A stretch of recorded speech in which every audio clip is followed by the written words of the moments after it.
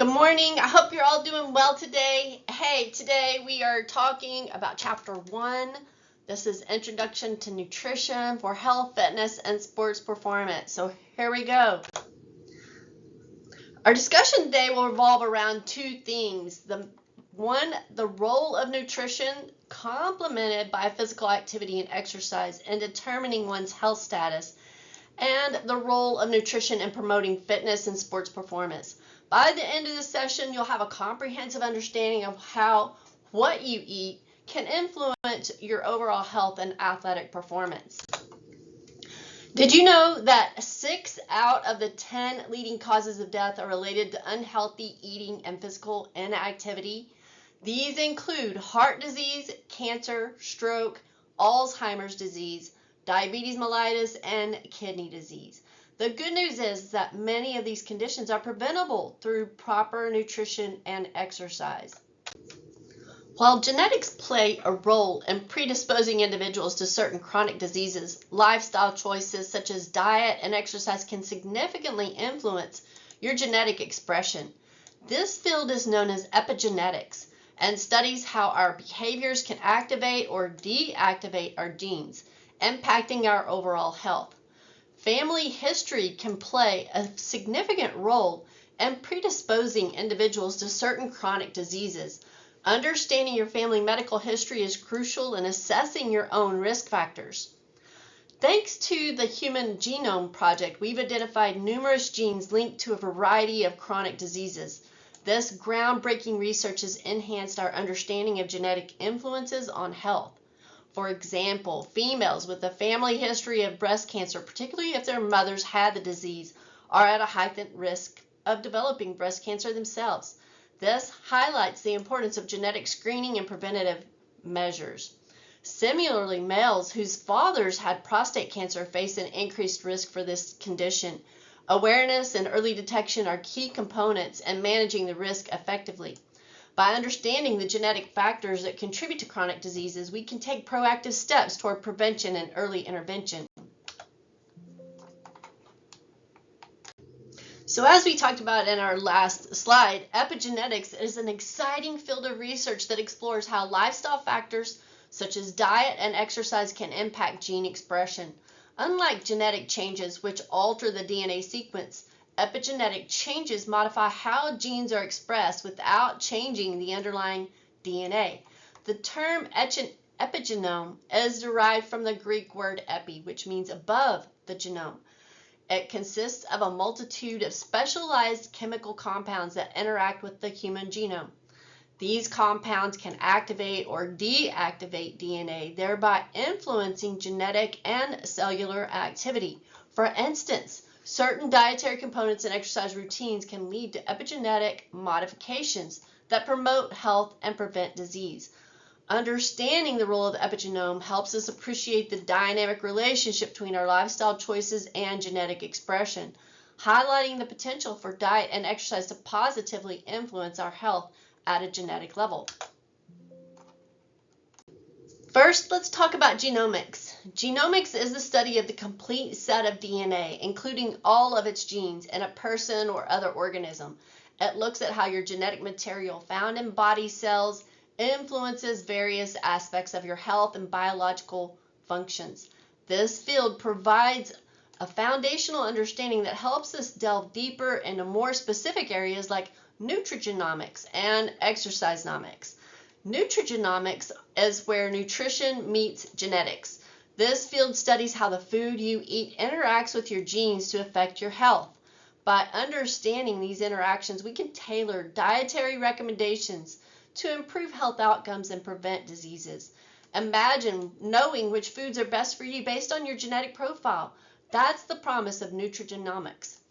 Next, we have exercisenomics. This is a study of how exercise influences our genetic makeup and conversely, how our genes influence our response to exercise. This area of study helps us understand why some people might benefit more from certain types of exercise than others. It's about optimizing fitness and health through personalized exercise programs based on genetic insights. And finally, we have sportonomics. This field focuses on the metabolic responses by athletes in a sports environment. By studying the metabolic changes that occur during and after exercise, Sportonomics aims to enhance athletic performance and recovery. It provides valuable insights into how athletes can optimize their training and perform at their best. Together, these fields highlight the profound impact that our genetic makeup has on our health and performance. By integrating insights from genomics, nutrigenomics, exercisenomics, and sportomics, we can move towards a more personalized approach to health and fitness. This means better dietary guidelines, optimized exercise regimens, and enhanced sports performance strategies. Key lifestyle behaviors associated with chronic diseases include smoking, excessive alcohol consumption, poor dietary habits like Whataburger, and physical inactivity. By addressing these risk factors, we can reduce the incidence of chronic diseases and improve our overall health. There are essential factors that contribute to an athlete's success, including biomechanical, physiological, and psychological genetic characteristics, the importance of training, and the role of proper nutrition. So biomechanical characteristics, these include attributes such as limb length, muscle fiber composition, and joint flexibility, which can influence an athlete's performance in specific sports. There are also physiological characteristics that refer to an athlete's cardiovascular capacity, their muscle strength, and endurance. And then there are psychological characteristics. This is mental toughness, focus, and resilience are key psychological traits that can make a significant difference in high-pressure situations. These genetic traits provide a foundation upon which athletes can build their skills. While genetics play a crucial role, they are not the sole determinants of success. Athletes must develop their genetic traits through rigorous training in three main areas. Biomechanical training. It includes exercises that improve an athlete's mechanics, such as agility drills, strength training, and flexibility exercises. And physiological training, which focuses on enhancing their cardiovascular endurance, their muscle strength, and overall fitness through activities like running, swimming, and weightlifting. And psychological training, so mental training techniques such as visualization, mindfulness, and stress management help athletes maintain focus and perform under pressure. The combination of these training aspects ensures that athletes maximize their potential. Nutrition is another crucial component of an athlete's success. Proper diet and supplementation provide the necessary fuel for training and recovery. Some key nutritional considerations include a balanced diet. So a diet rich in proteins, carbohydrates, fats, vitamins, and minerals supports overall health and performance. Hydration. Maintaining optimal hydration level is essential for peak performance and recovery. In some cases, athletes might need supplements to meet their nutritional needs, especially when it comes to vitamins, minerals, and performance-enhancing nutrients. Proper nutrition helps athletes to recover faster, build muscle, and maintain energy levels throughout their training and competitions. To be successful at high levels of competition, athletes need to integrate their genetic characteristics, their training, and nutrition seamlessly. This holistic approach ensures that they are not only physically prepared, but also mentally resilient and nutritionally optimized. Think of it as a tripod. If one leg is weak or missing, the entire structure is unstable. Similarly, success in sports requires a balance of genetics, training, and nutrition.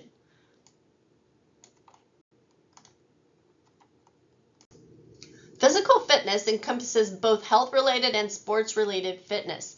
Health-related fitness includes maintaining a healthy body weight, cardiovascular respiratory fitness, muscular strength endurance, flexibility, blood pressure, bone strength, and metabolic indicators, while sports-related fitness focuses on specific abilities required for high-level athletic performance, such as strength, power, speed, endurance, and neuromuscular skills.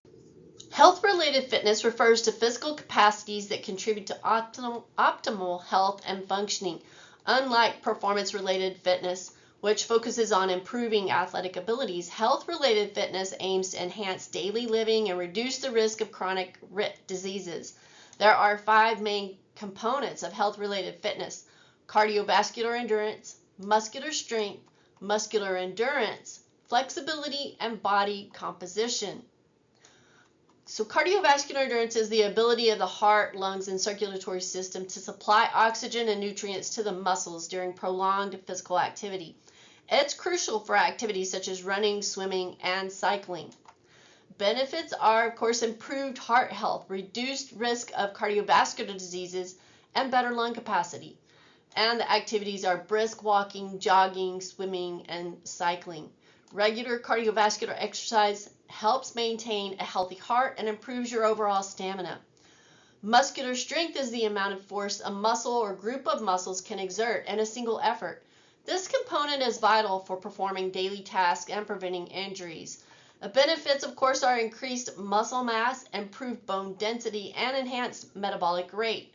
Ways of doing that are weightlifting, resistance training, body weight exercises like pushes and squats.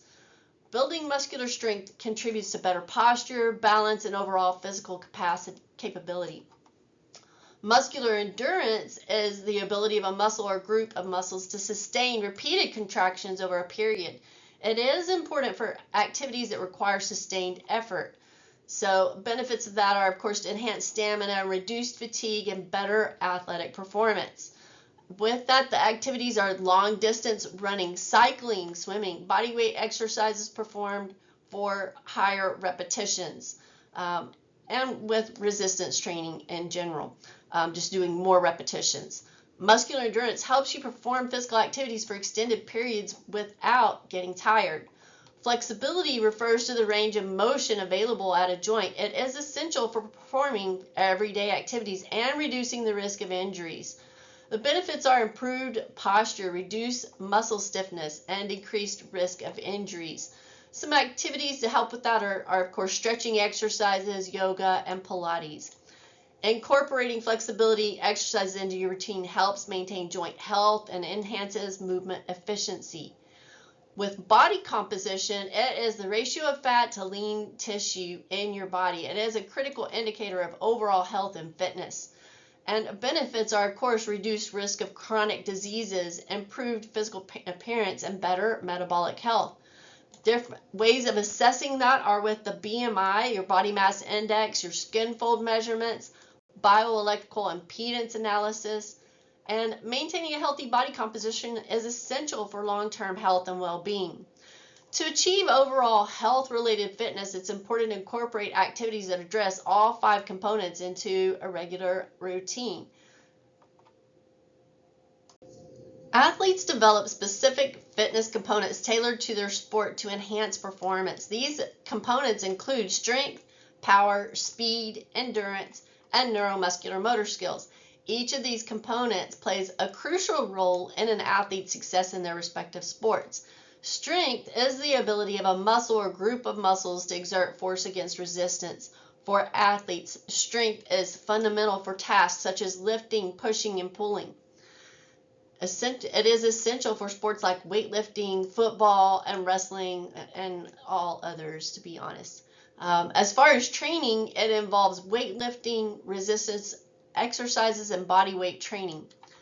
Athletes often engage in rigorous strength training to maximize their muscle power and resilience. Power is combined strength and speed. It allows athletes to exert maximum force in the shortest period of time. It's crucial for explosive movements, which are key for sports like basketball, sprinting, and shot put. It includes plyometrics. Training includes plyometrics, explosive lifts, and sprint drills. Developing power helps athletes perform quick, forceful actions essential in many sports. Speed is the ability to move quickly across the ground or move limbs rapidly. Speed is vital for outrunning opponents and reacting swiftly. And it's critical for sports like soccer, track and field, and swimming. For training, you focus typically on sprinting drills as well as agility drills and technique work. Athletes train to enhance their speed, improving their overall performance and competitiveness. Endurance is the ability to sustain prolonged physical activity. It's crucial for maintaining performance over long periods of time. And again, it's essential for sports like marathon running, cycling, and triathlons. It involves long distance running, cycling, and swimming, along with interval training. And building endurance really allows athletes to compete effectively in events that require a sustained effort. Neuromuscular motor skills involve the coordination between the nervous system and muscles to perform complex movements, and that's vital for sports like gymnastics, tennis, and basketball. As far as training is concerned, it includes drills for agility, balance, coordination, and sport-specific skills. Athletes refine their neuromuscular skills to execute precise, coordinated movements efficiently. Training for sports performance is often more intense, prolonged, and frequent compared to health-related fitness. Physical activity is any bodily movement caused by muscular contraction that results in energy expenditure. It's a broad term that encompasses all types of movement, from daily activities to structured activities. Unstructured physical activity refers to activities of daily living that are not planned or structured. These activities are integrated into our daily routines and contribute to our overall physical activities without us even thinking about it. Examples are leisurely walking and cycling, climbing stairs, dancing, gardening, and yard work, domestic activities like cleaning and cooking, and occupational activities of moving and lifting at work, games or recreational activities. These activities are beneficial as they keep us moving throughout the day and help maintain our health. We will discuss the fundamental principles of exercise training over the next few slides. The first principle we'll discuss is the principle of overload, which is the basic principle of exercise training that states to improve physical fitness, the body must be subjected to stress beyond what it is normally accustomed to. The key factors of overload include intensity, how hard the exercise is, such as weight lifted, the speed, or resistance. Duration is how long the exercise lasts, or the time spent exercising. And frequency, how often the exercise is performed, or the number of sessions per week. By manipulating those factors, we can apply the necessary stress to our bodies to induce adaptation and improvement. The next principle is the principle of progression, and it involves gradually increasing the overload with training. As the body adapts to the current level of stress, additional stress must be applied for further improvement. There's typically a gradual increase in intensity, duration, or frequency incrementally to avoid injury and ensure continual improvement. Then we see a period of adaptation that allows for the body to adapt before increasing the overload again. Progression ensures that the training stimulus remains effective and challenging, promoting continual growth and development. The third principle is the principle of specificity, and it states that specific adaptations occur in the body in response to the type of exercise and overload applied. Essentially, the body will adapt specifically to the demands placed upon it. Some examples are with strength training. Lifting weights will specifically improve muscular strength, while running or cycling will specifically enhance cardiovascular endurance. And practicing a particular sports skill like your free throw will help improve performance on free throws. The principle of specificity highlights the importance of aligning your training goals with your specific fitness goals. The principle of recuperation or recovery emphasizes the importance of rest periods within an exercise session and between exercise sessions. So you want to incorporate rest intervals during your workout, such as between sets or between exercises, depending upon the intensity of the exercise. The more intense the exercise, the more time you want to allow for recovery, depending upon what your goals are. Between sessions, you want to ensure that you're getting adequate rest days between intense workout sessions to allow for recovery, or your client is getting adequate rest between their workout sessions. Recovery is important. It helps us allows muscles to repair and strengthen, and reduces the risk of overuse injuries as well as burnout. And it's important for just overall performance enhancement by ensuring the body is fully recovered and ready for the next workout. So an example of that, if you're strength training, if you're doing weight training, you want to include rest days between intense sections, such as training on Monday, Wednesday, and Friday with rest days on Tuesday, Thursday, and the weekend. You could do other types of exercise. It might be a different workout. You might do resistance training on Monday, Wednesday, Friday, and then do speed work on Tuesday, Thursday.